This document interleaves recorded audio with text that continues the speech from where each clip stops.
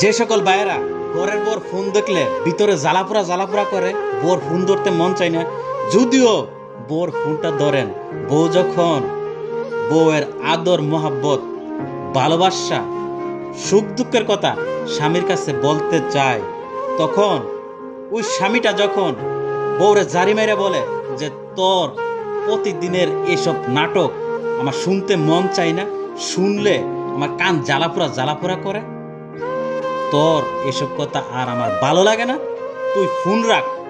ওই সব বাইদের কপালে এই ফাড়া জুতা। আপনার বউ যদি আপনার কাছে তার আদর মোহাব্বত ভালোবাসার কথা সুখ দুঃখের কথা না বলতে পারে, তাহলে কার কাছে বলবে? পর পুরুষের কাছে। আপনাদের মতো পুরুষের কারণেই বউরা হাত ধরে অন্য পুরুষদের সাথে চলে যায়। আমি ওই সকল ভাইদেরকে বলতে চাই, বাইরে এখনো সময় আছে, বউর সময় দেন, বউয়ের সুখ দুঃখের কথা শুনেন, বউয়ের আদর মোহাব্বতের ভালোবাসার কথাটা বোঝার চেষ্টা করেন।